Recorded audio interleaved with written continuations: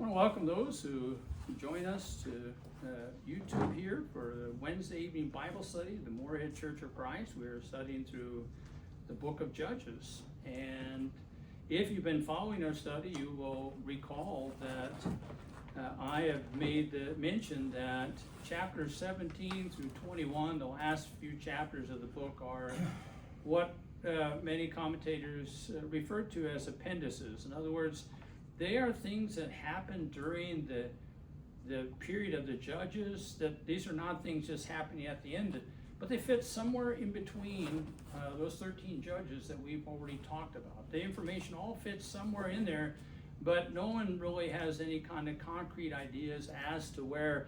And it appears that the Bible writer really is trying to highlight more of that aspect of the spiritual dysfunction taking place in Israel during this time. Remember that this period is often referred to as the dark ages of Israel's history, which kind of tells you a lot. It's not the best time period. They left Joshua, wasn't a perfect world, but it was a whole lot better. And it appears that once they get to the kings, at least the early part of the kingdom, things were really pretty good. But we are in between there. And so what I want to do is give a short recap of chapter 17, because really chapter 18 fits with that. And so it's a continuation. We want to make sure that we keep that in mind as we're going through chapter 18. And so you'll recall in chapter 17, we're introduced to a guy named Micah. He's an Israelite living in the mountain region of Ephraim. And we see in that chapter that he apparently steals money from his own mother. He confessed to his mother that he was a thief, but only after she uttered a curse on whoever the thief was. And once he said that he was a thief, then she turned around and blessed him. And the money that he had taken in this bizarre story, she said she was going to dedicate all of that 1,100 pieces of silver to the Lord, but then she takes 200 pieces of silver and takes it to a silversmith in order to make her a graven image and a molten image. And even against the prohibition of what the Lord commanded under the law of Moses, after this takes place, Micah then consecrates one of his own sons, who is neither a Levite nor a descendant of Aaron, according to the law of Moses, so he's not qualified to be a priest.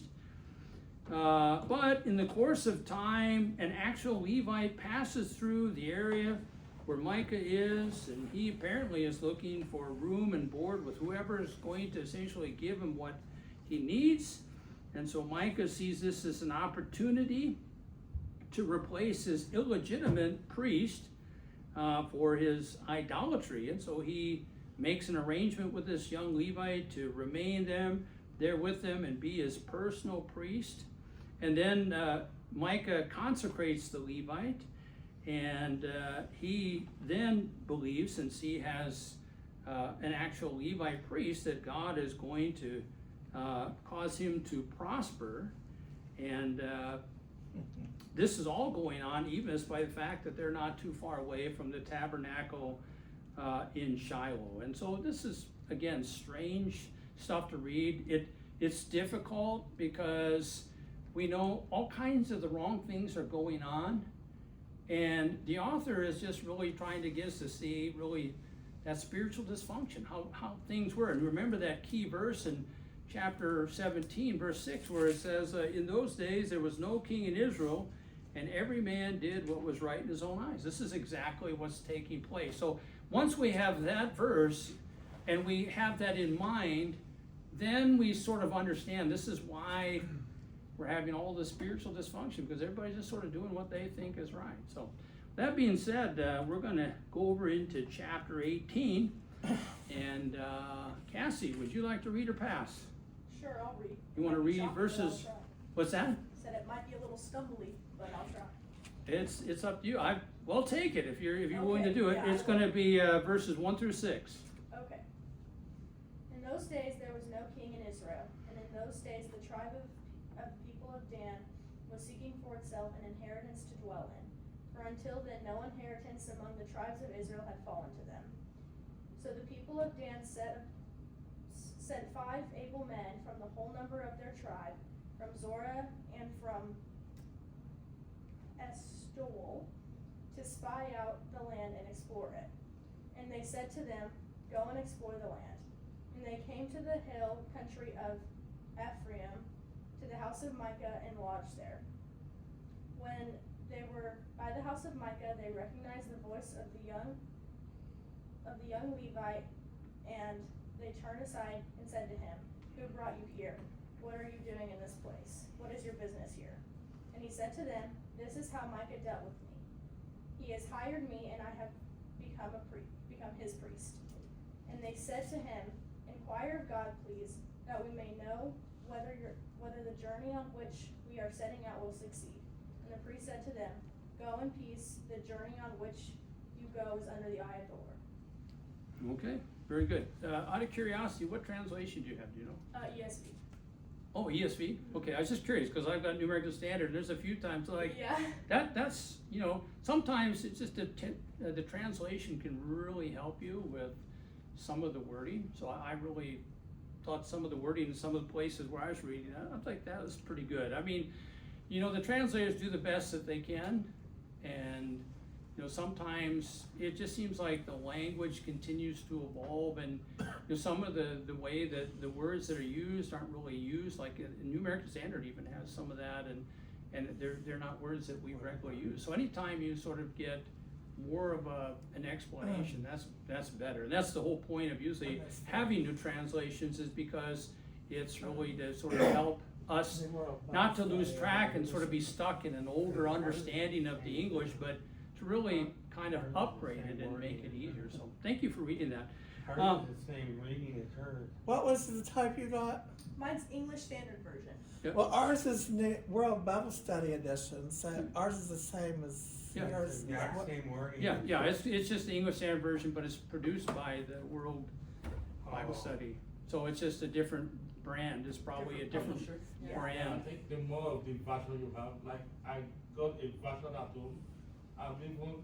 I'm ashamed to bring it to the church to read it because it was too plain. The language were just like Yeah. babies, like children. So each time I'm confused about that is when I carry it and you read things. Yeah. Just they use plain language that children who are just Yeah. reading can just Yeah, understand. yeah. So, So when I went to Bible college, I used the New King James Version. When I got there, they were using the New American Standard, and when I used my New King James, it's kind of hard to follow along. Yeah, I got my my personal Bible whenever I got baptized in 5th grade, and mine was New King James. It was a little rough as a 5th grader trying to Yeah, figure because out that's some of like that, but- 10th grade level. So the English Yeah. Standard Version is like 8th grade. Yeah. And like New International, that's why they're so popular. So if you use an actual King James, which I started out when I was young, that's 12th grade reading level.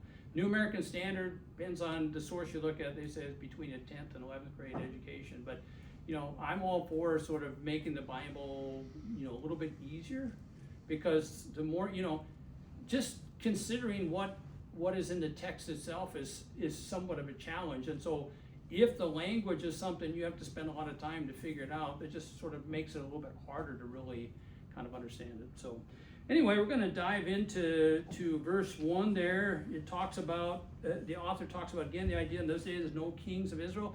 And it seems to be pointing out the idea is without some kind of central leadership, and even though Joshua wasn't a king, the idea is that there was some kind of central leadership there that didn't exist during the time of the judges, that if this is Samuel, as a lot of people believe this is, Samuel was alive during the period, some part of the judges, and he has awareness of some of what's going on, and the idea that there was such an improvement when it came when the kings actually did come.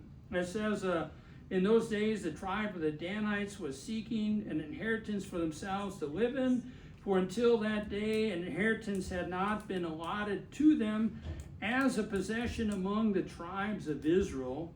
And I looked at a timeline and kind of looked some of this up to concerning the death of Samuel. And so the timeline I consulted was about 1065 BC. And Saul becoming the first king is said to be 1050 BC. So according to this timeline, they're going to be without another king for about 15 years. And just sort of gives us an idea of how close that they are to a king. So I want to talk about the Danites here. You'll recall that this is really the tribe of Dan. And again, remember that this is the tribe that Samson was from, his parents. So here we're talking about this tribe again, some other folks in the tribe, we're talking about that. Then it says they were seeking inheritance for themselves to live in until that day an inheritance had not been allotted to them as a possession among the tribes of Israel. So we're kind of at a loss because we know that these territory allotments had already been given out. And so we're kind of confused when we look at that. So we're talking about distributing the size or the different parts of the promised land. And it was really based on the size of the amount of people in those tribes. And so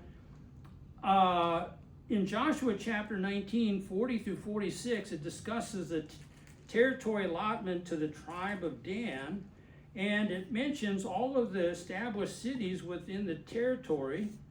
You'll recall that the tribe of Dan is located on the coast of the Mediterranean Sea, which with the territories of West Manasseh to the north, Ephraim and Benjamin to the east, and Judah to the south.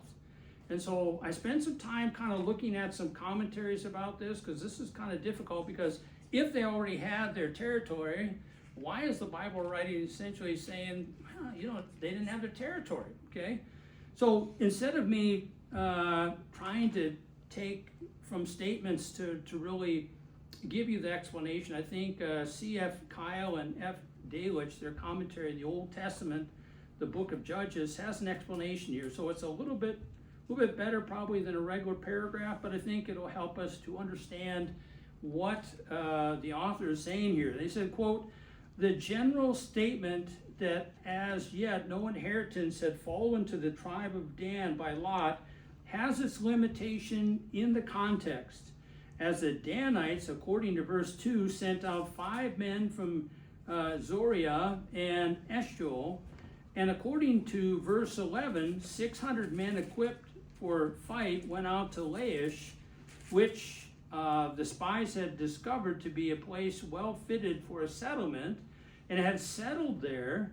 It is very evident from this that the Danites were not absolutely without an inheritance, but up to this time they had not received one sufficient for their wants. The immigrants themselves were already settled in Zoriah and Eshtaol, 2 of the towns that had fallen to the tribe of Dan by lot, Joshua 19:41. Moreover, the 600 equipped Danites who went out of these towns were only a very small part of the tribe of Danites, which numbered 64,400 males of 20 years old and upwards in the last census, Numbers 26:43. For a tribe of this size, the land assigned by Joshua to the tribe of Dan with all the towns that it contained was amply sufficient. But from Judges chapter 1, verse 34, we learn that the Amorites forced the Danites into the mountains and would not allow them to come down into the plain. Consequently, they were confined to a few towns situated upon the slides or tops of the mountains, which did not supply all the room they required.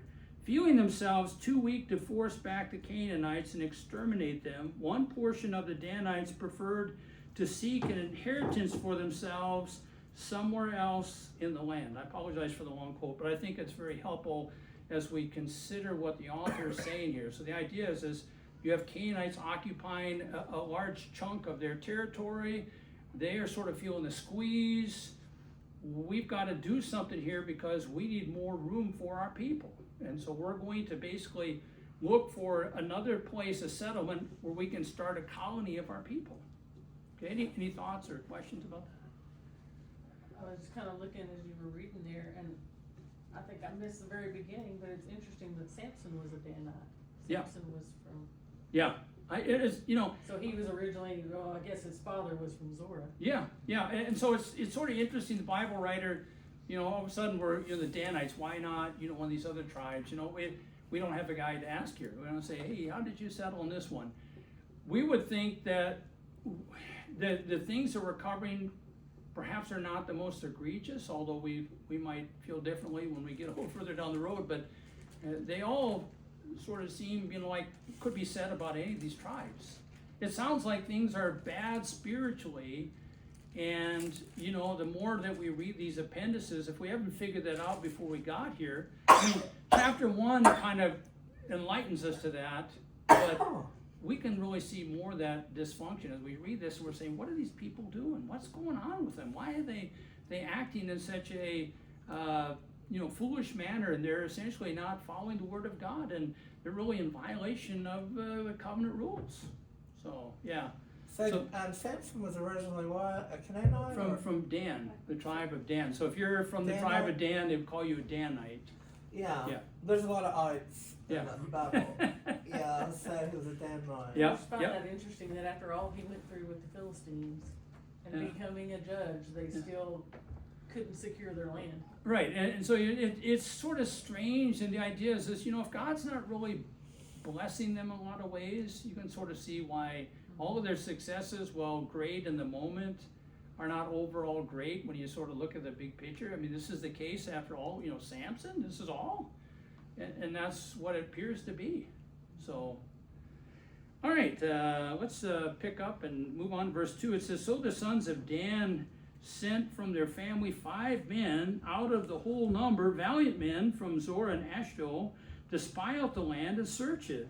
And they said to them, go search the land. And they came to the hill country of Ephraim, to the house of Micah, and lodged there. And so when it talks about these valiant men, obviously we're talking about they seem to be the cream of the crop, you know, the brave and the bold men. Hey, you know, this is sort of a reconnaissance mission, an expedition. They're going to go up in some territory that essentially doesn't belong to other Israelites. In other words, we're going to go find somewhere else where we're going to essentially take control of it from some Canaanites, and then we're going to settle in there. And so you're going to need the right people for the job. By the way, this word here in the Hebrew, Cheo, was said about Gideon, the 5th judge of Israel, and Jephthah, the 8th judge of Israel.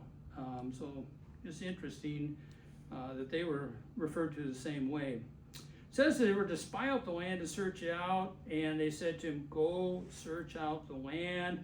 They're looking at it, they're sort of seeing, it's kind of like the spies that were sent out, you know, for the Canaan's land. The idea is, let's see what we're dealing with here. The idea that, you know, reconnaissance, you know, that's the idea. So let's send some people up ahead, a small amount of people, to sort of look at what we're up against, see what the enemy has, their strengths, and see if they can find any weaknesses that we can exploit. I mean, this really, from a military sense, makes a lot of sense. Let's send somebody up there and have them kind of look the place over.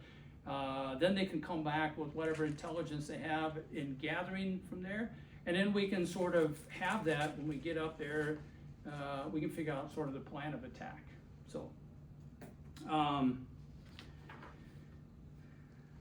So these cities, Zorah and Eshtaol, they are 2 cities within the territory of Dan.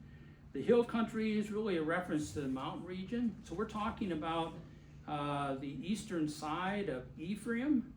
And remember, in that area is also Shechem and Bethel, and also Shiloh. So remember, Shiloh is the place where the tabernacle, the pre-temple, is, until, you know, David essentially transports it to,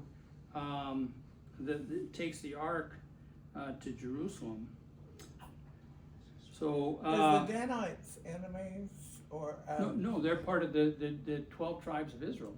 Oh, okay. They're the good guys. Okay. They may not act like it. Well, but they Micah's not. That's why I was trying to figure out. Well, Micah is he's from the tribe of Dan, but he obviously is not not living, he's not faithful to Well, his the mother law of wasn't, Moses. so. But his problem is, you know, the whole army is, there's issues.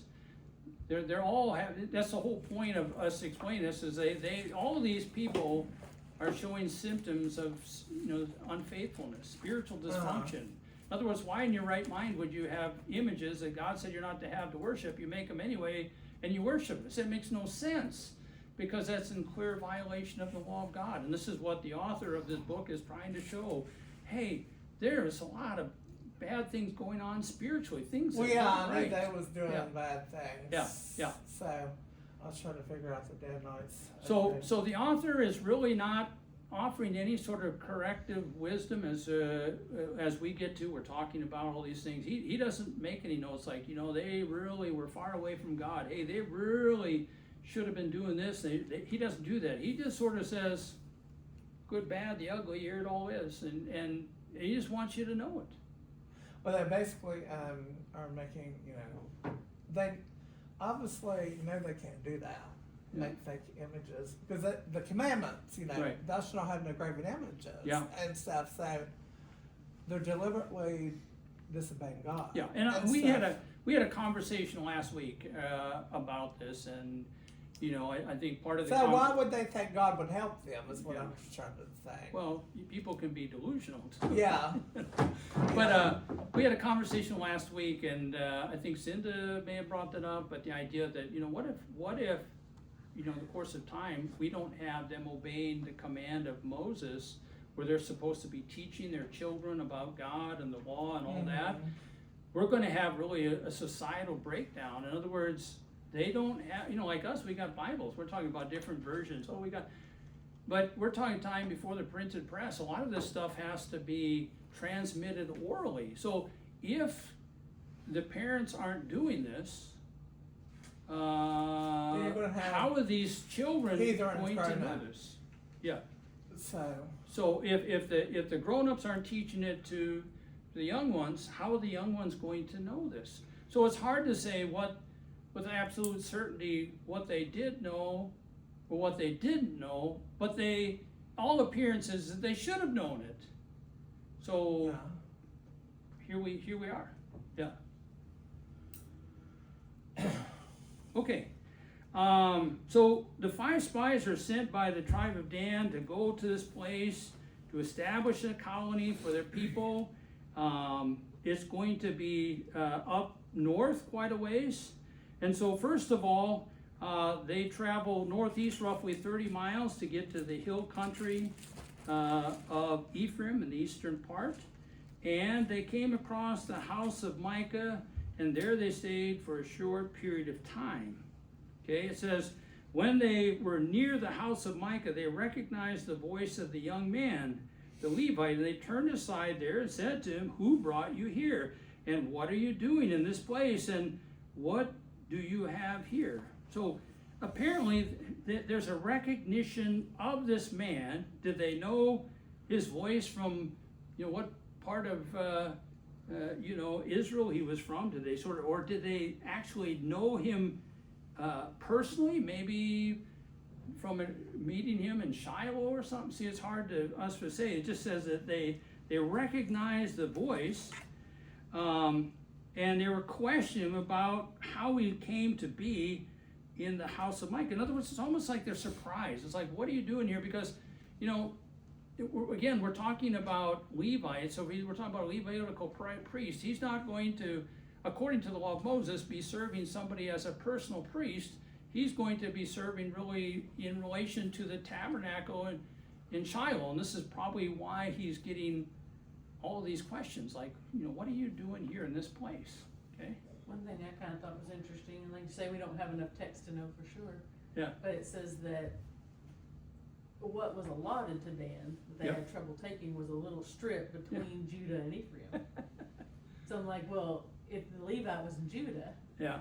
and then he left Judah to seek his fortune, he very well could have run across these men on his journey toward Ephraim. That's true. Before he ever got to Micah. That's true. So they recognize him, and Yeah. in passing somehow, some ways, somehow, they recognize him. So it's just interesting. I was sort of like, hey, what are you doing here? Yeah, So there's some kind of, yeah.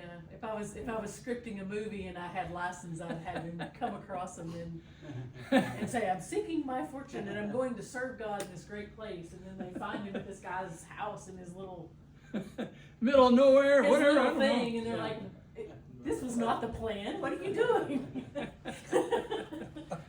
That'd be funny. All right, so they're questioning, and in verse 4, this is that young Levite. He says, "Thus and so far, Micah has done for me." So in other words, he's not, the writer's not going to get into it. It seems like, he's just sort of given a short explanation, and he has hired me, and I have become a priest.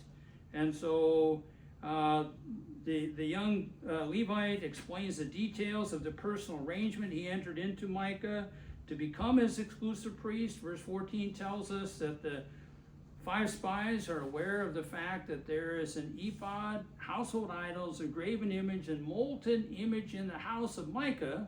And all of these items, as we've been talking about, are idolatry, and they're forbidden under the law of Moses. God is not going to accept that. And so a lot of times when we're reading in the Old Testament and we're reading about idolatry, it's really about a warning many times, or the majority of the times, against really the Israelites making images of other gods.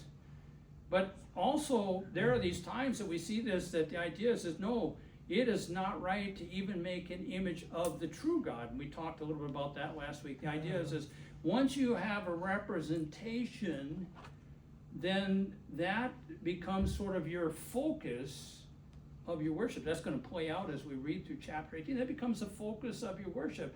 And God is essentially, don't make anything that resembles the heaven above or the things below. The idea is God doesn't want that. And yet, it seems, because the Israelites are affected by a pagan culture, it seems like they just can't help themselves, or they don't want to help themselves. In other words, this is what everybody else is doing. Maybe we should sort of have our own sort of images, but instead of worshiping false gods, we will make our own images, and they're going to be to the true God. Of course, that's ridiculous, and God has already prevented that, or prohibited, I should say that, under the law of Moses. So, verse 5 says, they said to him, this is the Danites, they said, inquire of God, please, that we may know whether our way on which we are going will be prosperous. And I want you to sort of think about this. If these men were really faithful to God, would they ask such a question of this priest? No, they should know why are they asking if God will be with us? Yeah. If they were sure Yeah. and stuff, why are they asking such stupid questions? Because if you're living for God Right. and stuff, you got faith, you see God work in your life every day and stuff, you don't need to ask that question. Okay. So And you don't really hire priests. Yeah. Be a priest. Be a personal priest. Okay, Timothy? But, sorry for bringing us back. Something just struck my mind. The last statement you made before this, that making image, idol worshiping, and all the rest. Just struck my mind that some of us these days will still worship idol. We may not have the physical image, Yeah. but anything you place above God, Yeah. anything you cannot that want to take the place of God, you focus attention more than Sure. God. It's an idol to you. Yeah. I think that's Many of us, Yeah. we dare not go to our workplaces late. Yeah. But in the church, we inadvertently, we intentionally come late. Yeah. We even stroll to the church when we are late. We stroll, we don't even make hurry. You see, most people when they are late at work, they are running to quickly clock in so that they will not exceed the time given to them. But when we come to church, we are not bothered. Yeah. We wake up maybe 7 and we say, there's still time. Those are some of the things. Is it money you value than God? Is it your children? Is it your house? Is it your car? Anything you are unwilling to sacrifice in place of God, Yeah. it's become an idol to you. Yeah. So most of us, even Yeah. here is not it's not a custom here, like in Africa, we used to kneel down. Somebody, you may ask somebody to pray, we ask, and want the whole of the congregation to kneel down. You see some people, because maybe they are white, they will not like here that we use rock, but they will just floor the floor. You just use cement to floor the ground, they can be dust. You see some people looking for paper before they can kneel down. Those are the things. Just anything you want to place above God, still in Yeah. an image. So that is why, as a Christian, you need to really search yourself. Yeah. Yeah, those are small things. We may look at them. God does it. But God, it matters to God. Yeah. If you cannot sacrifice your workplace, your time, Yeah. time for you cannot sacrifice it then, but you want to steal from God's time. Yeah. You come late, you throw, you no any kind of remorse, that when we come to, that's why when it can, I don't feel comfortable if I'm late in church. I feel like I've not come to church that day. That's why, except something delay me, I make sure, because if I cannot steal the time from my employer, then I shouldn't steal from God. Yeah. Well, I So- appreciate your observation. You had some more to say? I'm sorry. No, don't. Okay, so I want to just kind of, since you brought that up, this is my chance to go off a little tangent, I guess. But I think here's one of the things, and I look back in sort of my own reading of Scripture, and it's so easy. I can just remember at an earlier time in my life reading this, say, this is so silly to worship an idol.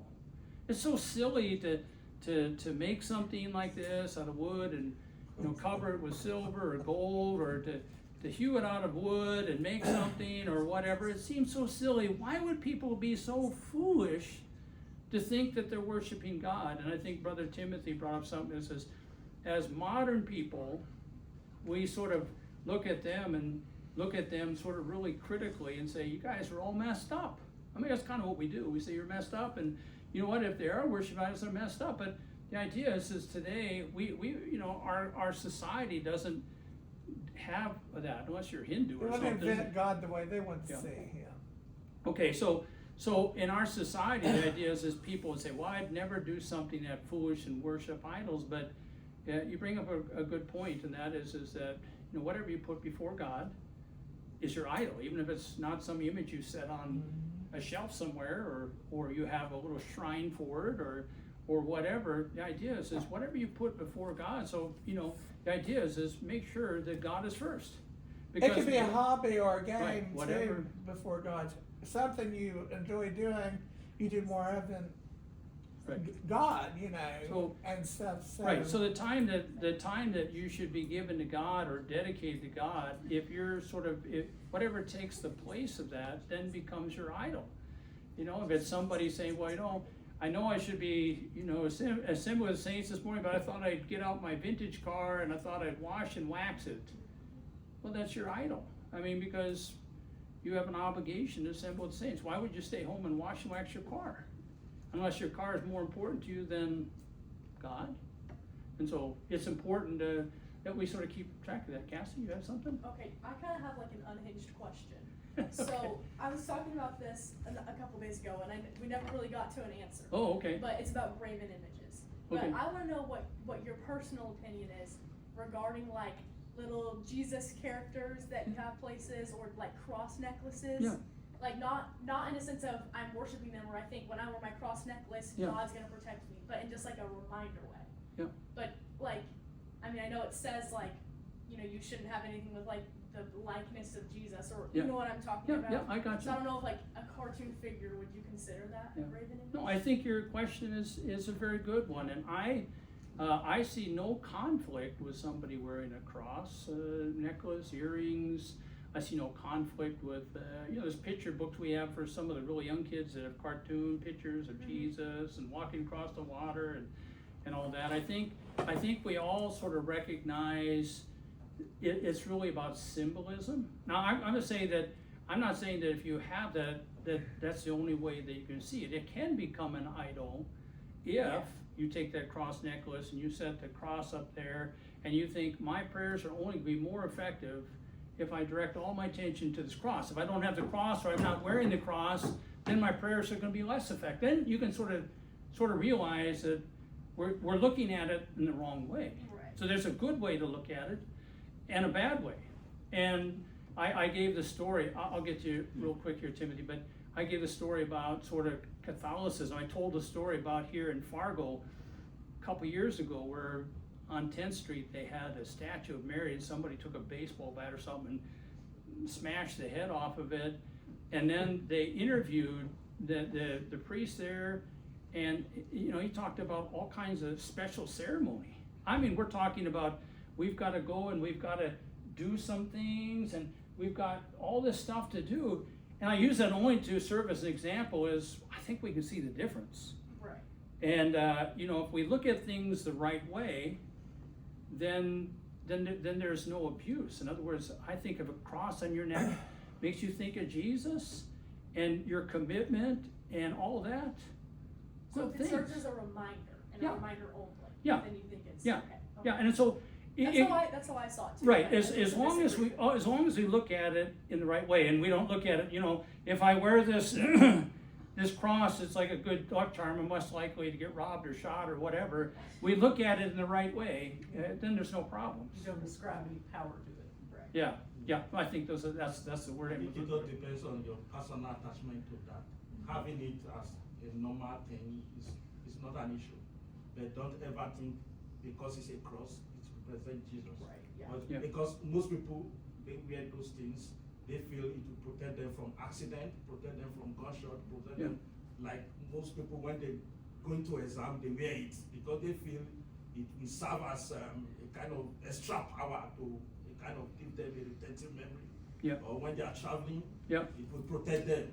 Yeah. Say this cross, I'm wearing it to protect me from Like a accident. good luck Then charm. Yeah. It's now an idol to you. Yeah.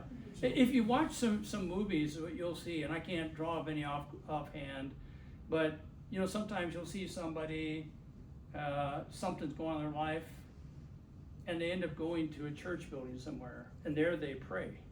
Why is that? You're essentially saying that if you prayed where you were at when you thought you needed prayer, apparently that's not going to be as effective as if you show up in this holy place that in some way, you know, then God is really, it's going to be extra special. God is going here. But, you know, again, some denominational churches look at, we would call our auditorium, they look at it as a sanctuary. Right. And the idea that that is actually a holy place. And so you can sort of get the idea of why they may look at it in the way that they do. Ryan, you had something? Yeah, I was just gonna say, is that kind of why, like, you know, you go to maybe a Catholic church or a Lutheran church, the pastor or a priest or whatever, they got a giant cross Yeah. thing that they wear, that's probably, Well, yeah, I think it's really sort of about sort of the holy attire, and that's really, you get, where do they get the ideas from? It had to have been from the Old Testament priesthood, where they had special garments and all these different things, so yeah. So I think that's the thing, you know, and a lot of things, you know, people are amazed at Churches of Christ because a lot of times we don't have crosses. I'm sure there's some that do, but we don't have crosses and we don't have all these kind of things. And I think it's just something, the idea is that more preventive maintenance. In other words, let's not look at this place as if this is where God is, and then we leave the holiness of God and do whatever, and then we come back here, you know, becomes that special place. I think that's really the reason why we don't have it. It's not necessarily to say that we couldn't have it, but it's probably to avoid sort of that thinking. Well, So, Catholics believe in exorcisms too, which is Yeah. no such thing. Yeah. And I have Jesus pictures, you know, our apartment and stuff. I have two Jesus pictures. I've always had Jesus pictures, but I don't pray to them or anything. Right. I always You don't pray. think if you're sick and you rub them with your knuckles.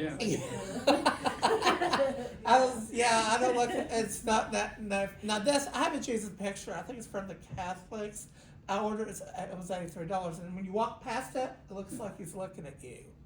And sometimes it makes me feel nervous and stuff. I'm always watching you, but you know. And I had one back home like that too that my dad gave me. But you know, it's my favorite one of the Jesus pictures I've had for years. But I always pray to you know, Jesus. I don't pray to the picture or an object. So, but yeah, it's funny how they do those things because yeah.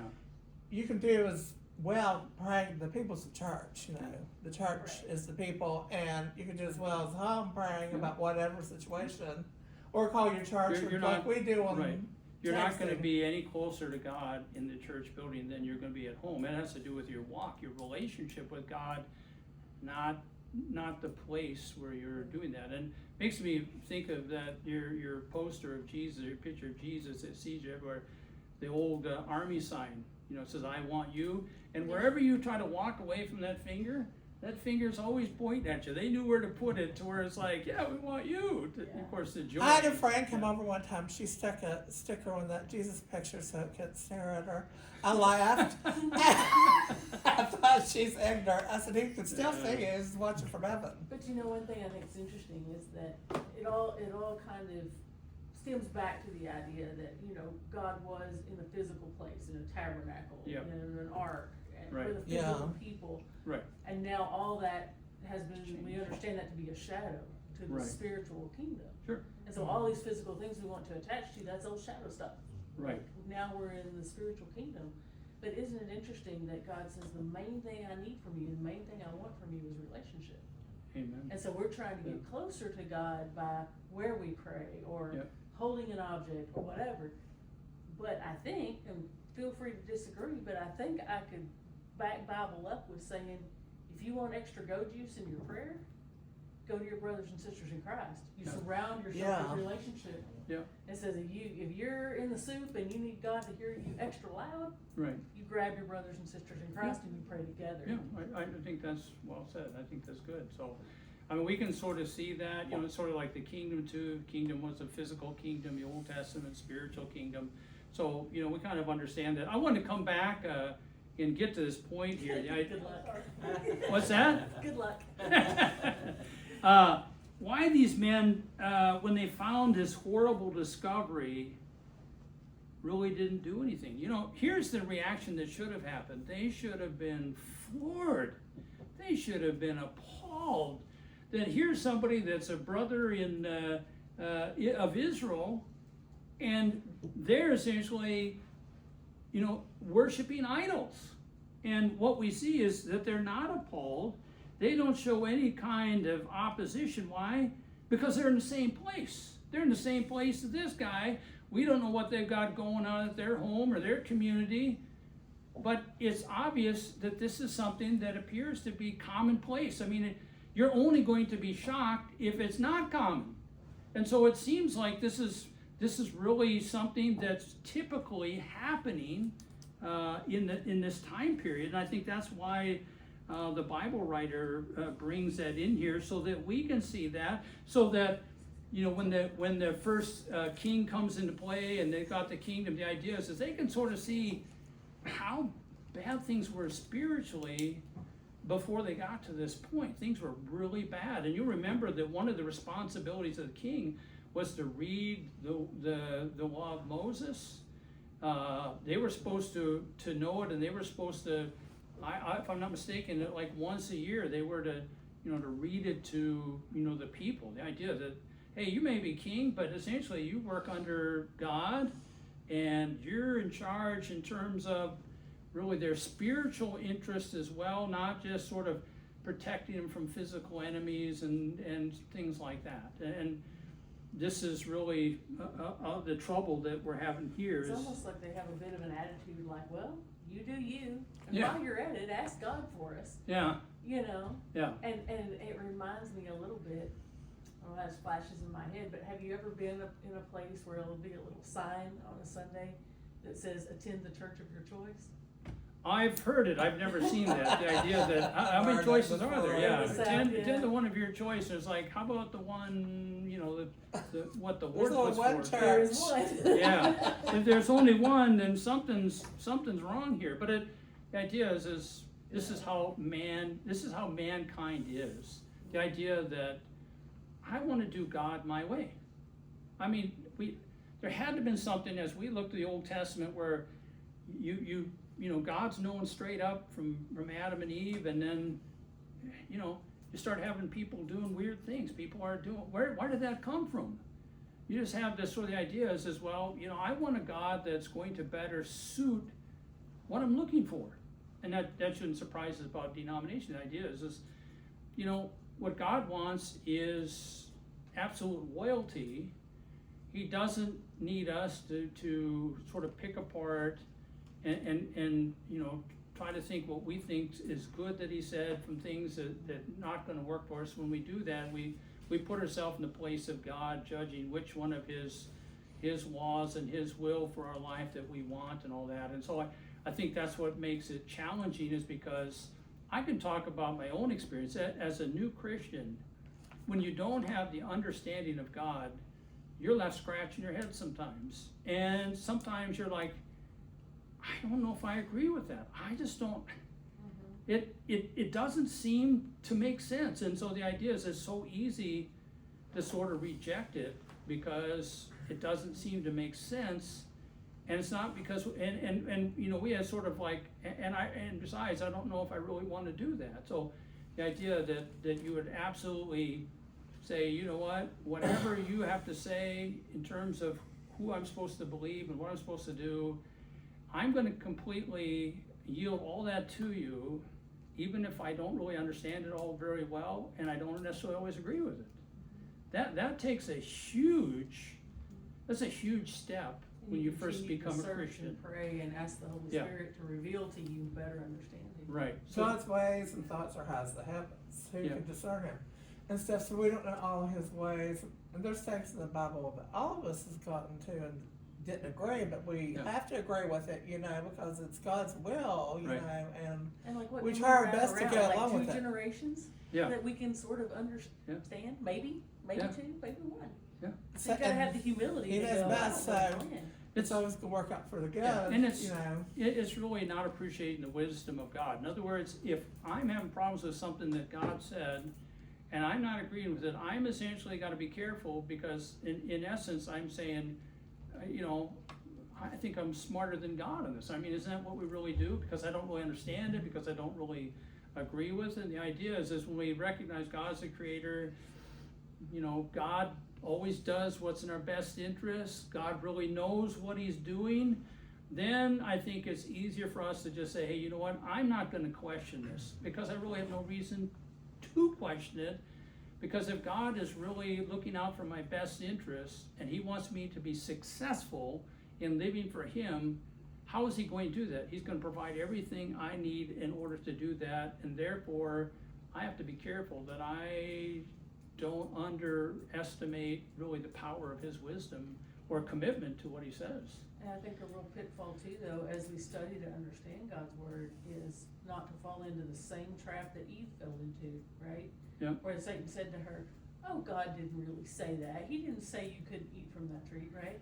And so, like, sometimes It's just another fruit tree. we want What's to the deal? follow God's will, but Yeah. he's saying something we don't like. Yeah. So we find somebody who will tell us, oh, well, that's not the right interpretation. Right. That's not what the Greek word really meant. Yeah. And get it all twisted up. So you've got to be able, I think, to study with an agenda-free heart. Just Right. to God, what are you saying to me? What's Not that pride trying to giving find in? a certain piece or cherry pick a certain Yeah. thing. That pride, well, there's three things I've learned. There's lust of the eyes, lust of the flesh, and pride. Pride of life. Those are the three things Satan used in the Garden of Eden to get Eve. Right. And then got Adam, you know, those are Right. the three things we've got to watch. But pride is so destructive. That's why God hates it so much, because Yeah. it can destroy a person. I've seen so many people, Yeah. I know, and know-it-alls, and Right. not change. And I've seen them also have a lot of distraction. And I'm just like, you know, because silence is best for a fool and stuff. So, you know, you just can't, you know, you can't take somebody that is always right, you can't really help them. So, but pride is what got Eve and stuff and Adam in the garden. Yeah, I So- think it's there's easy, you know, and I think, you know, if you look at that in the garden, the idea is it's just another fruit tree. And it's so easy to say, oh yeah, I mean, it's got leaves, and it's got a trunk, and it's, you know, it's got fruit. I mean, you know, and the problem is that, you know, God says what he says, and then when people aren't committed to that, the idea is that you're sort of saying, well, I just don't see what the big deal is. I don't know if God, and a lot of times too, they'll try to make God out to be the bad person. You know, if God was such a great God, why would he prevent you from that? Or why would he, And the idea is now we're sort of justify bad behavior, we're going to make God the bad guy, you know, because we don't agree with what God says. And I think all there's left is trouble. In other words, all there's left is rebellion, and that's exactly sort of what Satan's all about is, you know, you figure out for yourself what's best for you, and you do that, and you don't worry about it. And of course, that is, you know, a long walk off of a short bridge. So, Yeah. Brother George. Yeah, those days there was no king. But what was the position of the Danites when they sent the men to go to the land and see? What were their position? Yeah, what was their position? Well, I mean, the tribes acted independently, so they didn't have a king. A king sort of was over the whole nation when we get to King Saul, but before that, they're sort of all working independently. And so tribes weren't always saying, hey, you know, let's come together and hey, we'll fight with each other. I mean, sometimes they'd have a couple tribes helping them, but they weren't unified. And they sort of just did whatever they wanted to do and what they could get away with it. This is all the appearance that we can get from this. That's the tribes of Dan, right? Yeah, tribe of Dan, but they are all guilty of probably the same behavior. Yeah, so we gotta wind down, but appreciate all of the comments. Did you have something, Bud? I was getting ready. Okay, all right, I wanna thank those who will be watching this video at some time in the future. God bless you. Lord willing, a week from today, we'll have another video.